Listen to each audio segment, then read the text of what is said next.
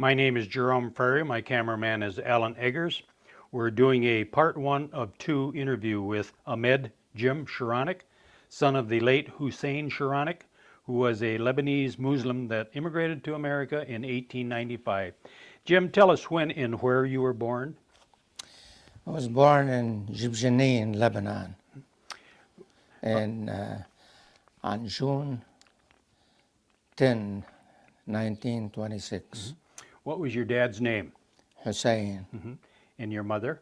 Badr Did a maiden name? Did she? Hajj. And what would they have been when you talk about different nationalities? They would have been Lebanese Well, or at first they would have been Syrians, and then of course later on Lebanese, Lebanese. because Lebanon was that part of Lebanon where we came from was part of Syria And at one time. yeah. And where does the Shiite, the Sunni, and all of that come into? Is that a sect or? This doesn't even play, as far as I'm concerned, as far as I know. My father never mentioned any difference, and I don't know any difference. As far as I'm concerned, we're Muslims, period. You know, and other than that, Shiite and Sunni and all that, I think there is a political connotation there I'd rather not go into. What was your dad's occupation? In his later years, he was a gentleman farmer. Did he have military service he had to put so many years into, or? No, his military service was in the beginning of his life, early, and no, that wasn't. He wasn't in the reserve or anything like that. And of course, we're talking about the early 1890s, probably, that when he started thinking about coming to America. Right. Did he ever say why he come to America? Well, for the same reason all immigrants do come, just for economic gain, and he makes a point of this when they asked him, why did you go to America? Because this is built into the ego of man, he said, to seek his fortune. In our pre-interview, Jim, you had mentioned that your dad did serve time in the military, but I wasn't sure what branch of the military. He did serve in the military, in the Turkish army, and they call it the Sultan's army, Turkish Sultan that is. And he obtained the rank. I don't know exactly what the rank was. And I understand he was a valuable officer to the army at the time, knowing Arabic and Turkish, which is not a common combination. And then when he did come to America, did he come through New York or Ellis Island, or did he ever mention it? He really didn't mention whether he came to Ellis Island. I never heard him mention this, but he had to have come across Ellis Island. At the time, everybody was coming through the Ellis Island. What kind of job opportunities were there for people immigrating to America at that time? For him, Yes. very limited opportunity other than actually either go and work in a factory or peddling was the thing for those immigrants. Can you explain peddling? What? Yeah. Actually, carrying goods and notions and calling on mainly farmers and house to house and actually carrying his wear on his back. And this is how the peddlers began their careers.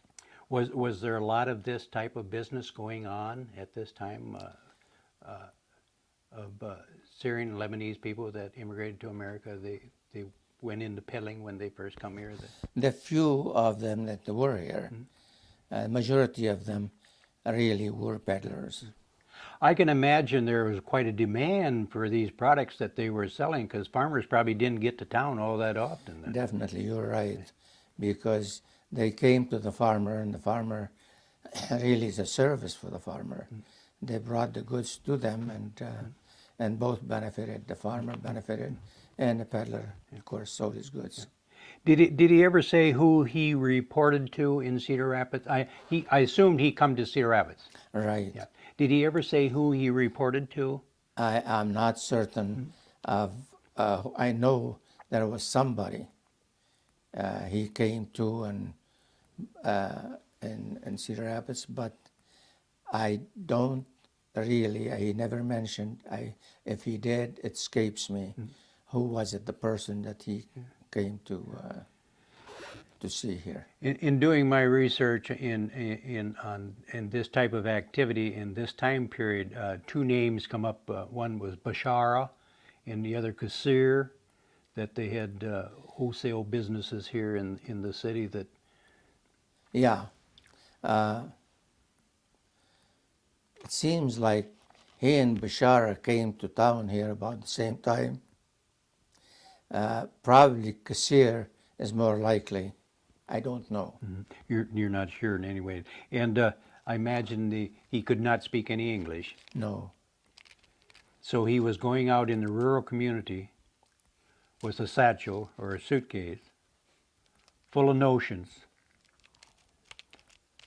I wonder how they would approach a farmer or a farm wife, or they maybe there was enough of them that the farmers were aware of what products they had. And I think the farmers knew about them and knew about their products, what they're selling, and expected them. And I suppose all they needed to do is they know how to count money, and they put the price on the item, and this from there is speaking with motions and. And I can imagine a lot of their trips was overnight trips. They didn't come back to their base every night. I don't In imagine. fact, that was possibly weeks at the time. They would be out on the road. Yeah, till they sell almost most of their goods before they came back for replenishment. And they'd be at the mercy of Mother Nature and Mercy of the Mother Nature and of course their customers, who were, I understand, mostly were kind to them. They gave them Shelter. overnight stay, and sometime in the barn, sometime somewhere else. But there was no garages then. But the barn. Do you know if he ever did this long enough to be able to acquire a horse and a buggy? Evidently, he didn't do it too long. He seems to have acquired a horse and buggy pretty early in the game, and then, of course, he was traveling in style and increasing his business, of course, and it is amazing. He picked up the language quite rapidly. And I understand he wasn't here very long before he was able to express himself very good. Yeah. And then he returned to Jib Janine around 1904, 1905. About 1904, Yeah. I think. Why did he go back? Well, he made some money, To look for a wife, maybe? and he went back. Of course, first and foremost, you get lonely away from home for so long. Yeah. He went back home, and I'm sure in the back of his mind, he wanted to get married, and the smart thing to do is to go back and marry there. Now you're going to ask me why. Yeah. Why couldn't he marry here? He was, I think, sharp enough to know that here nobody knows him, and the available wives to be, there is no selection for somebody like this, a peddler. But back home, he's an important guy, and of course his chances are much better of finding more suitable mate. There was probably very few Lebanese females in the Cedar Rapids area, or if any. Almost none, At this time, as far as I know. yeah, at this time, or was it ever in this time period, were marriages prearranged by the parents, or did they have any say into who their son or daughter may or should marry or should not marry? You're talking about the custom now. Yes. Mm-hmm. Customary, yeah, the family would get involved, in arrangements, so to speak. It's not an arrangement actually. Pretty much, especially in the villages, the boys knew pretty much who the girls were, and vice versa. The eligible ones. Yes, and of course, the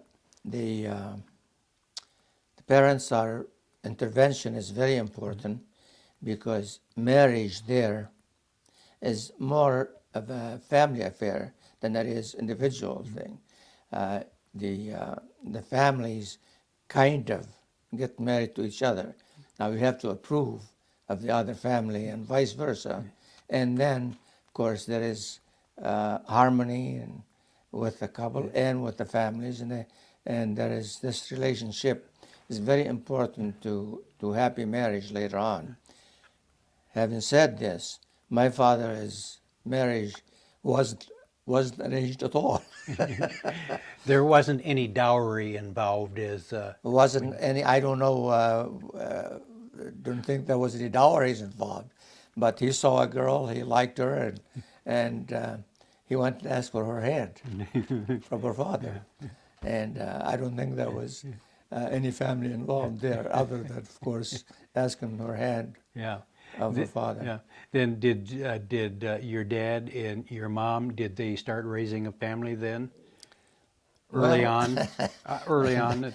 Not that fast, but they did, of course, start a family soon after.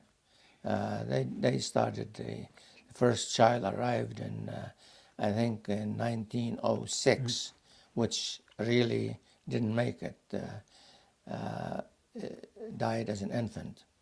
Then the second child was in 1907, and the next, there was a girl, and her name's Najib. You could see her in that picture there, and of course another girl in 19 toward the end of 1908. They were a lot older than you were. Yes. Did you ever really know them very close? Were you ever very close to them? Well, I knew the one that, you see, one of them came over to this country when I was still a baby. I wouldn't know her. Yeah. But, of course, the one that stayed home, I knew her very well, of course. The first time I met the one that came to this country, which is Najibi, I met her in 1949. And she was the one, her and her husband had a grocery business That's on the one that they have, yeah. L Avenue? L Street L Street? and L Street and 15th Avenue. And then I'm jumping ahead a little bit, but then when you come over here, you stayed with them for a while until you got your feet on the ground. Yeah. Yes, I stayed with them. This was my family when I came here. Did your dad own any property at this time when he went back? went back? Yeah, he bought a little bit of land and he built a home. And yeah, he did acquire some property. Yeah.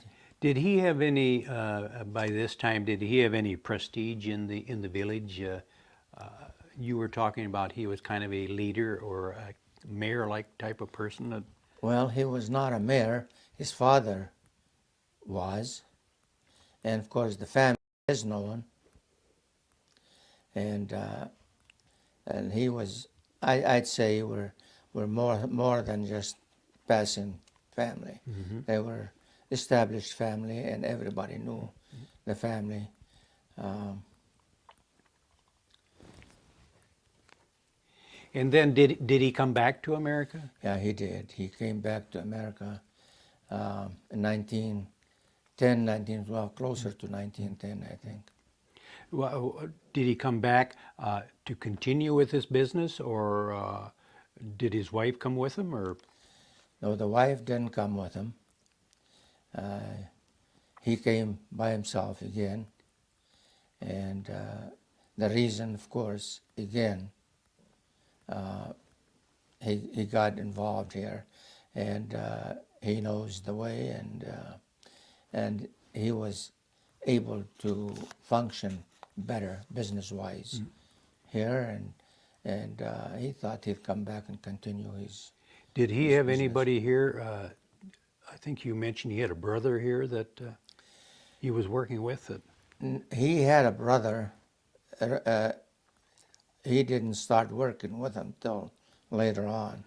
His brother came with him into the when he had the store and a going business now, and he brought his brother in with him to help him along because his brother used to go and do the purchasing, and he was in the store, handling the salesmen and the. Did he intend on staying this time, or was he going to stay a short while and then go back to Jib Janine? Probably in the back of his mind, he always thought he was going back. But the decision was made for him. In 1914, as you know, the World War I started, and no travel or anywhere. So he can't go any place, and of course it worked to his advantage to give him a few extra years to work. And He eventually become a wholesaler, didn't he? well, from the beginning, I think he was a wholesaler. And he had a place of business on. His business was on 9th Avenue, 329 9th Avenue. When he become a wholesaler, then was he the one that would welcome the young men over here and help them get started? Pretty much so. Well, many young men came because of him, Cedar Rapids. Actually, he was the first Muslim in 1895. There was no Muslims at all here. He was the first Muslim that came to Cedar Rapids, and because of his name back home, and people knew him and knew his family, and of course because the desire for them to immigrate, and they want to, of course, it's a handy place to use his name, his address, and they came actually with his address pinned to them, just straight to Cedar Rapids. He was a good contact. He was good contact, and he was a reason for many of them to come to Cedar Rapids. They do pursue different occupations when they got here, but they mostly were involved in peddling. Now, would he have tried to provide housing for him? He did. He did. Of course, whether they were his peddlers or not, when they came new, he provided housing and kitchen accommodation and sleeping quarters, and all that. Probably tried to teach him how to speak English. Well, I tried to orient them a little bit and get them acquainted with the other peddlers. And in fact, he paired them with other peddlers, so when they go, they would see how it's done, and they learn from that. And Some of them continue to be peddlers, all the way with him, and they were, of course, his customers, so to speak. They buy goods from him and go sell it, come back and replenish there. What? And some of them, not very many of them, they wanted to pursue something else, like working in a packing house. Well, of course, he encouraged them to do that, but he continued to help them. I understand he did not withhold his facilities from them. What do you suppose would happen if one of them gets sick? That was his problem. That was my father's problem, because one of the peddlers gets sick, and of course, unable to communicate language-wise and otherwise. So by then he had his contact. Now he knows the community. He knows what to do, and he took care of them and brought them to the doctor, or vice versa, brought the doctor to them, and he took care of them. And I imagine he was kind of the go-between between them and their families. Yes, there's another thing too. In the early days, and it's hard to believe this, not too many people could read or write. He was very fortunate to be one of the rare few that could do that. And these gentlemen, the immigrants that came to this country, they needed to communicate with their families back home. And the only way to do it, there is no telephone, there is no internet or anything like that, is to write a letter. And if they couldn't write a letter, of course they couldn't, he was the man that wrote the letter for them, and he was the man to read the response from home. So he was important to them in that respect too. How about the Muslim faith? What was there any place for him to worship? No, there was not.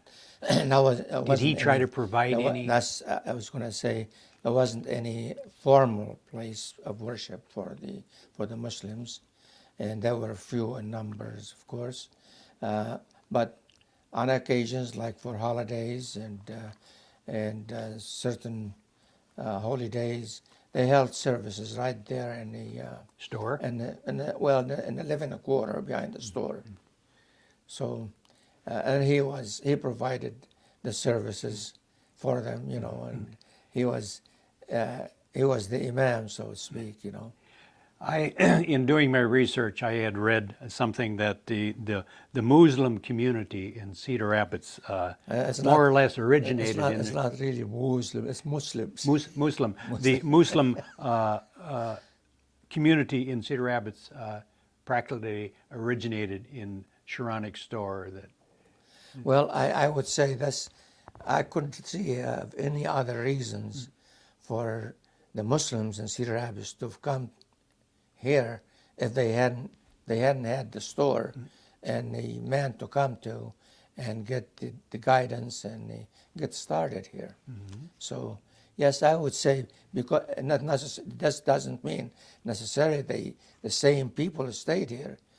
The majority of them went back home, but the few they stayed, this is where they made their start. It came because of him, or because of somebody that came over here because of him, directly or indirectly. So he was kind of the magnet that brought them here.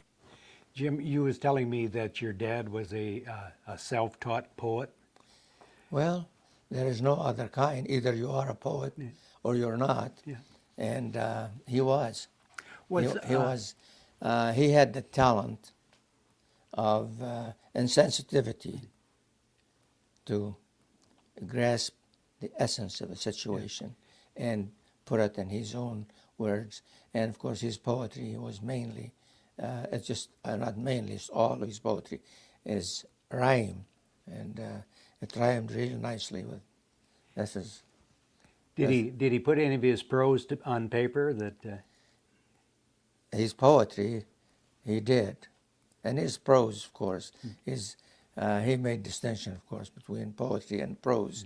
Prose is a thought on papers and a plain language, and the poetry is his thought on papers in organized rhymes and.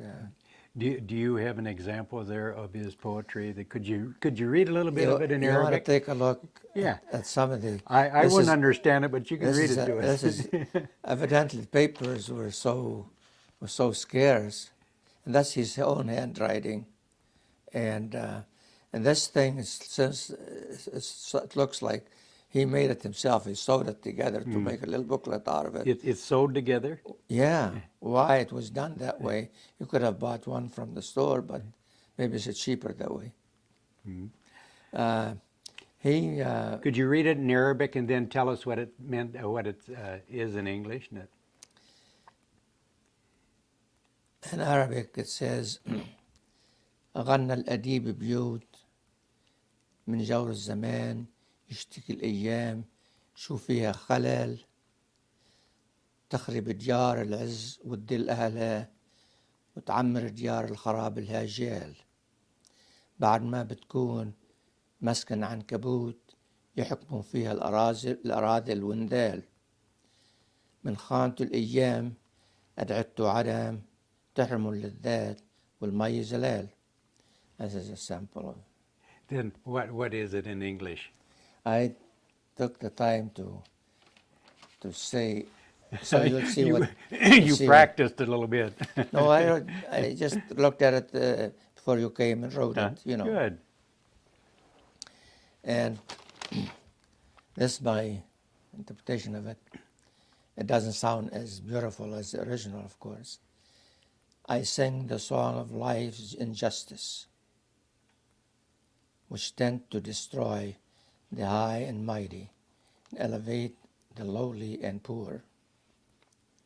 Whenever life destroys, whomever life destroys, it renders him to naught, and deprives him the sweet taste of happiness. But the wise must always be grateful and patient and wait for the time to change. It is only fools that could do otherwise. I was targeted, it seems, from my early life for hardship and misfortune. And he goes on telling about his own childhood and his early adulthood, adolescence, and his adventures and so on. It's all embodied in this thing. Yeah. And You were also talking about that he would perform religious services for the young immigrants. Did he have some kind of a book this to is, go by? Or? again, improvisation, because he could not run to the library and get books. The book. Yeah.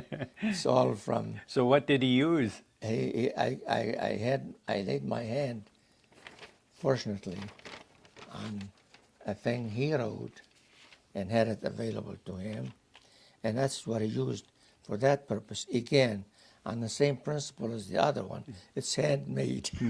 Could he marry somebody or? Oh yeah, he married them, and he performed the funeral services and whenever it happened. Fortunately for him, when they were all young, not too many died, and of course the marriageable type, very few got married here, and but he was the one to do the job either way. Yeah. Would he have been recognized as an imam in those days? Imam. Imam. Well, recognized by whom? By his people. The people that he's with. His own little net community. Yes, that's what I mean. Yeah, he was their leader, and he was imam, which is he was the spiritual leader as well. That's what imam means, spiritual leader. Yeah, he was, but he was, when you say recognized, and then you say formality here, he had certificates for that purpose. No, it was just the community here among themselves. he led the community, and in a natural course of event, you know. It just, I think he did a good job. Yep. This is it's a funeral services, and that's just a shot of what he used. Would he have had to do all of this? He did. Or was that the type of man he was? He wanted to do right by everybody that... Well, he wasn't forced to do it. It was that's the nature. It's out of his heart. That's his nature, and all his life, all the time I know him, he goes out of his way to do things that he really doesn't get any personal gain from it, but helping somebody else. As far as your dad was concerned, was there any distinction between the Eastern Orthodox and his faith, or was it kind of more or less he was just part of the... Well, the distinction here is, when you're doing services, when you're doing Islamic services, of course, this is one thing. When you're doing Christian services, this is something else. So when Christian services were available, he was one of the people that attended. And when Muslim services are taking place, he's the one that performed it. He did not put a distinction as to this I should attend and this I shouldn't attend. They're both have the same weight, and if my brother Christians have a function, well, I'm part of it. That's the way he felt. And they felt the same way with him and his boys. When they had something going, they felt that just it's the same community.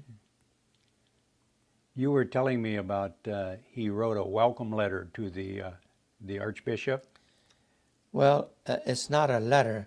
It's actually, that's his speech, his welcome speech to the Archbishop when he came to Cedar Rapids. And he had it written. This is, of course, a small part of it here. Can you turn it around? Is that his letterhead of his business? His letterhead, yeah. Can you hold it up straight, Jim, so Ellen can catch it on the camera? I think that is 9th Avenue on there, 329 9th it's Avenue. 329 9th Avenue. Yeah. Southeast. Okay. Do you have any memorabilia that was your dad's that you could show us? Unfortunately, not too many, other than a few of his writings, and I have a watch that belonged to him. He carried this watch all his life, as far as I know him, and still a functional watch. Did he have this in Lebanon? He bought it here, of course, in this Bought country. it here, okay. He took it with him, and was with him all his life, all the time he lived in Lebanon. And I asked for it later on, a few years ago. I asked for it. Is there anything I could have from my dad? And they mentioned the watch. I said, could I have that? So they were kind enough to send it to me. So that's how I had it. How are you going to decide which boy to leave it with? Gosh. Maybe I shouldn't have asked that. It's very difficult. They're going to have to make the decisions themselves. Yeah. I can't divide it. And Now, if you had a watch like that in Lebanon in his days in the 1800s, would the numerals be in Arabic? no. They would be Roman Well, numerals. actually, this is Arabic. Oh, it is. Oh, I can't This see. is this I'm Arabic sorry. numeral. Okay. The letters, the numbers we use in English, these Arabic numerals. Okay. You know okay. that? Yeah, I no, I didn't know that, Yeah. and I can't see it well enough from here. Yeah, it's Arabic numerals. Very nice. And they call them Arabic numerals. And the Arab, strangely enough, they went and adopted the Hindu numerals.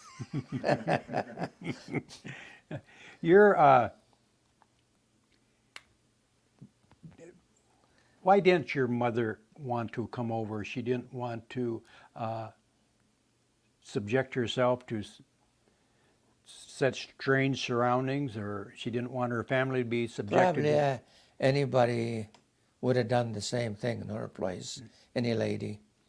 She's comfortable there, close to her family, and her custom and language, and they realize there's going to be a drastic change away from home and family. And was there a place for her to do that? She decided maybe, and actually they decided together probably. This is her place was there, and he will do what he could to come back to her as soon as possible. So she was there with the children, and he was here.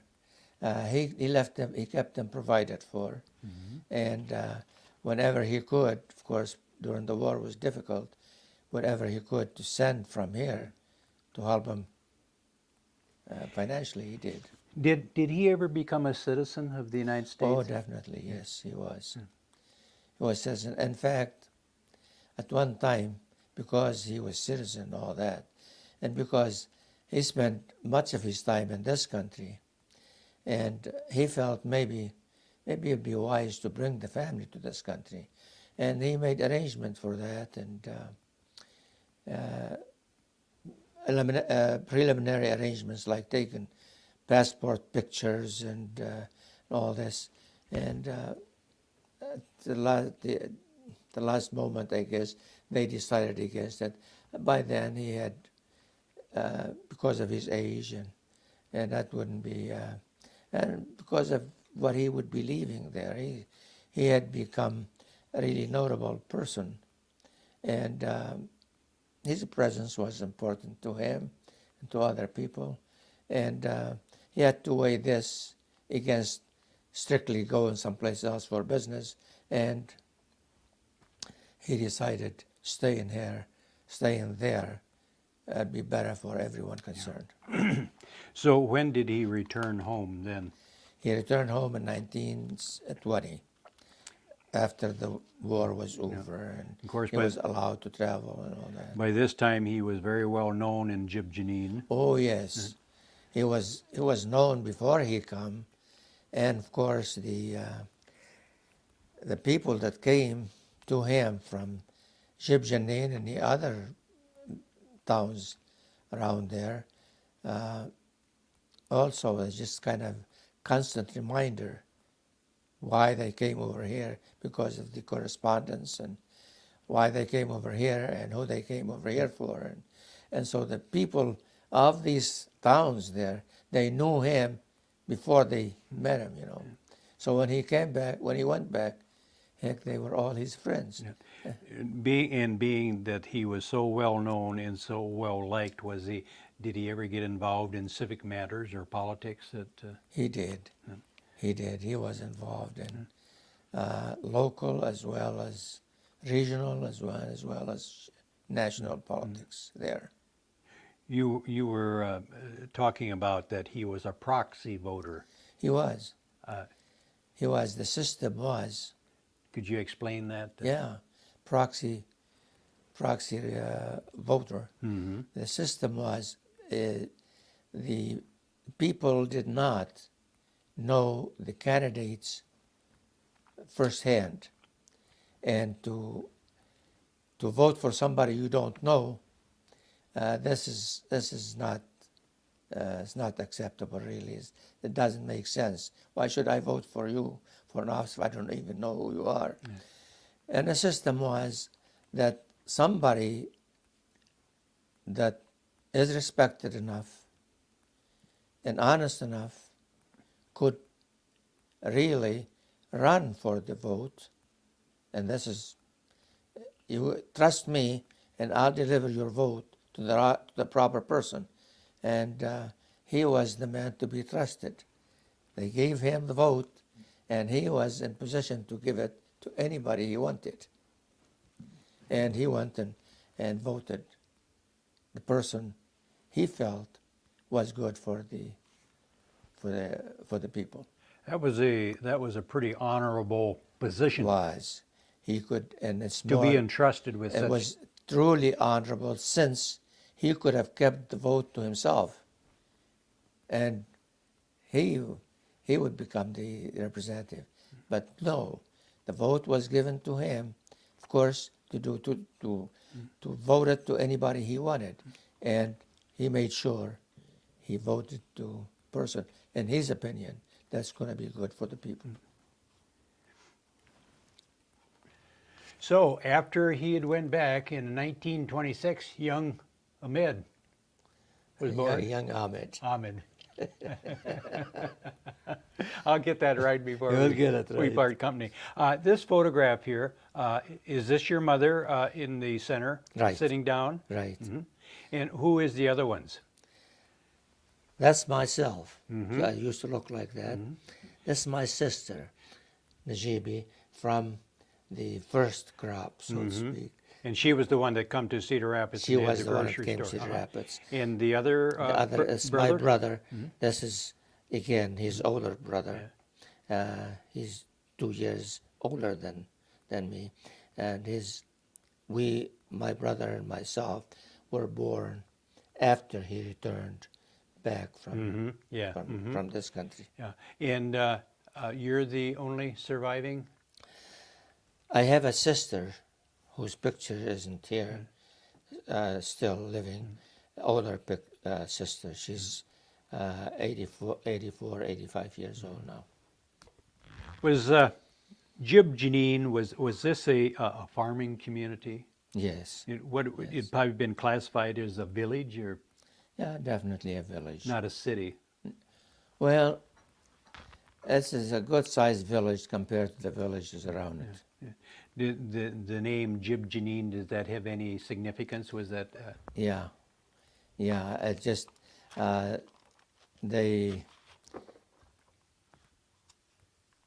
the general interpretation of this has two words. Jib means a well, and Janine is an infant. And somewhere early in the village, or before probably the village was formed, some infant fell in the well. Infant Janine in the jib. Janine fell in the jib. And the village was formed there, and it becomes Jib Janine, Jib Janine. after the well, you know. Jim, let's talk a little bit about your growing up as a young boy. Was your folks practicing Muslims? Well, they were good Muslims, That's what. but practicing, a Muslim must pray 5 times a day. And certain observances, this is the practicing Muslim. A good Muslim is believe in the faith and in the religion, and accepts all the tenets of the faith, but he might not pray 5 times. He might pray less. The good Muslim perhaps is still a good Muslim. I mean, a practicing Muslim, except it's a question of degree. Whether we were practicing Muslims, I would say we didn't pray 5 times a day, but we prayed often enough. Schools, did you go to a private school or a public school? Well, both really. How many years, like a grade here, it's K? You couldn't make this comparison. The system is a little different. I could tell you that one way or the other, it's comparable to here so far as the elementary and the secondary. And Did so, in what subjects would they teach? In America, they always used to talk about, or still do, about the 3 R's: reading, writing, arithmetic. Yeah. Was that pretty? well, this is pretty much a standard with all over the world, I think. There wasn't too much to talk about outer space and No. Pretty basic back then. Did you? Einstein physics and Was you taught a foreign language? yeah, we were taught a foreign language. Actually, you know, France was we had the French mandate in Lebanon during the time I was growing Growing up. Hmm. and that was mandatory that in addition to the Arabic, you have a second language, which is French. They taught it to all the kids in the class. Did you ever retain any of that? Well, you always retain some, Yeah. and I I know it much better than I do now because I've been away from it for so long. But I know it more than I do now, Were your folks which educated? is not saying much. Yeah, yeah. Uh, I assumed it did help you though in life, It sure did. knowing a second It language. sure did. At least the letters, the Latin letters, it makes it easier, when you try to, because the difference between the Arabic letter, you cannot use the Arabic letter in an English writing. So, to that extent, what I learned in in the French school, the letters, of course, is useful in any Western language. Were your folks educated? I would say, yeah, my father, as, as much as possible, according to his time, he was fluent in the language. He spoke a couple of three languages.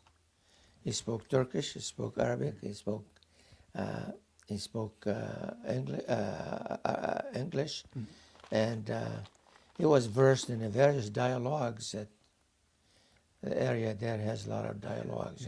It's Of So- course, there was no electricity. Homework done by a lamp or candle. the candlelight, lamplight. Could your mother, was she educated? This is it is in the village. Mhm. But it doesn't mean there was no electricity in the bigger towns. And Yeah. of course, Okay. the bigger town like Beirut has always been Yeah. just as good and well provided as any well developed Western city. Was she educated enough that she could help you with your homework? Or Not as such. See, the people of her generation didn't put too much emphasis on education, and for that period in time, not too many male had the opportunity either. So in that respect, my father was a rare case where he learned not only the language but the proficiency of it, where to write poetry and to write thoughts and philosophize in it, you have to know what you're doing. how many? And, yeah, Go ahead. and so to that extent, of course, he was not an ordinary person from his period. Yeah. How many days a week would you go to school? Same as here, 5 days a week, or? Yeah, 5 days a week, except the composition is still different. We went to school all week except Friday and Sunday. Because they were. On Saturday we went to school because Friday is the Muslims' holiday. We take that off, and Sunday was Sunday the is a Christian Christian holiday. You took So that off. also we found it very handy for both of us. Yeah, and you probably celebrated at Christmas time. You probably celebrated both. Well, you see, Observe. the village life, you haven't really. I'm sorry, so many people never had the opportunity to live the village life. There are different churches and different spiritualities and all that, but life is for everyone. Everyone in the village is part of everyone else. You go to your church, that's wonderful. Then, if you have a holiday, you're not going to celebrate it by yourself. Your Muslim brother just right by you. And they want to tell you about the celebrations, the dancing, and the sharing. And so always, whether it's a Muslim holiday, everybody took part, Christians and Muslims. A Christian holiday, same way. You know, it's. I had a child life that just I wouldn't trade with anybody. So it's just we had double measure of everything. So it's kind of needless to say there was no animosity or feuding like there is nowadays in the Middle East. No. That was we didn't even know the the only difference we know is you went to a church and I went to a mosque. Outside of that, that wasn't in the field. We're together. We're working in the field, and you take your food with you in the field. You know, so you wouldn't have to waste time and come home and eat. And of course, you're a Muslim here and you're a neighbor there. You're not going to sit by yourself and eat. You know, you eat together, and if there's anybody close, it doesn't matter what. He came and You share with joined. It's just Yeah. Did you have high school like we have high school here in the United States? well, more or less.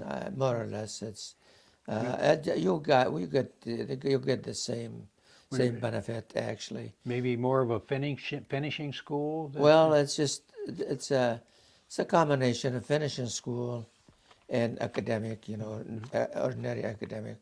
So it's again, I would say, school is over there for the ones that go to it. We're very good and it's helpful Yeah. Did your dad have to pay a tuition for go to school? himself. No, for his children, for you and Yeah, he had to pay yeah. a tuition. If you know when you go to public school, of course there's no tuition, but you buy your own books and. But you go to beyond the public school. The public school went for elementary. Beyond that, of course, it's a private school. You're responsible for tuition, as well as books and other things. What was your goal in life? As you started to get older, what was your ambition? I didn't know. All I knew is I wasn't going to be a farmer for the rest of my life. But you did try farming. Oh, definitely. I tried farming. I was a farm boy. That's what. Yeah. Was a farm boy, and I loved it. Yeah. And to this day, I look back with kindness on those nice free years, you know. Yeah. When you talk about farming, are you talking about grain, Yeah, livestock? grain, not much livestock. The livestock in the village was a community project. You don't have a whole flock by yourself. And I'm talking about whether it's cattle or sheep or goats, whatever. They have a herder that gather everybody's goats and sheep and well, not the same herder, one for the goats, one for the sheep, one for the cattle, and they took the village's livestock, grazed them during the day, brought them home at night, and this is again. So you couldn't say that bunch of cows over there belongs to me. No, well, one of them or two of them belonged to me. And the thing is, almost everybody knew everybody else's. How many acres were you involved in farming? By American standard, as a few acres. What did you call an acre? What was the word for The it? measurement of there is dunum. Durum? Donum. Donum. Donum. Yeah. I had it, but I didn't know how to pronounce Donum. it. Donom. How about if you had any place more than 50 dunum, you're okay. This is, but it takes a lot of it's all hand work, Yeah, you know, yeah. and using oxen and Was it good soil? some of it good actually, some of it very good, and they where we were, the Litani Valley, that's is very fertile land, and some of it is mountainous, and we use the mountainous area for grapes and apple, things like that. But the grain is for the plains. And How would you till the ground? during my time, Yes. the old-fashioned way, like Jesus' people used to do it. With an oxen and a walk Oxen behind and a wooden walk plow? behind a wooden plow. They improved it though during my time and my father's time. They have a metal plate attached to the wooden plow, and it works better. Could a farmer earn enough farming to raise a family? Well, they're good managers. They're good managers. Yeah, you could earn enough if you have enough land. You could earn enough. In our case, we did have land, probably more than some, and of course my father and us couldn't handle it all by ourselves, so we had help, you know, just day workers, and two hired hands permanently, you know, year around. Yeah. But in season, you know, day workers, you know. What did young men do for entertainment? Young men had to have entertainment. Did you have local pubs or bars or taverns? Created their own, You made your own entertainment? made their own entertainment. No taverns, Dancing? no dancing as such, no dance halls, at least in my village. But that doesn't mean people didn't dance. They used every occasion possible. Especially weddings, probably. Weddings especially, holidays, and circumcisions for the Muslims. And That would be a big celebration, oh yes, the big celebrations. similar to And baptism. for baptism for Christians. So it's always something going on, and always socializing. You call it socializing, and you don't call it recreation, really. Not come to think of it as the word recreation, it's just implied in the socializing. It was a family type affair. You know, everybody took part. Did you date any girls at this time period when you were? No dating as such. We don't date over there. You don't date. We didn't date You over there. you didn't date. I mean, No, we didn't date. See the culture. Whether could you're, you whether call you're on a it? Christian or a Muslim or whatever, you don't. As young people don't just go off on their own, and it's not be chaperoned. And a way to do it, of course. You visited the family. It's all family involvement. You could call on a girl, but you had to probably stay at the girl's house. That's right. You call on the girl, stay in their house. They treated you well, got refreshment, but no monkey business. Very good. What year did your dad pass away? In 1947, How old was he? 75. Jim, we're going to conclude this session right now, and we will continue on part 2, and we will cover your life. Thank you very good. much. Thank you.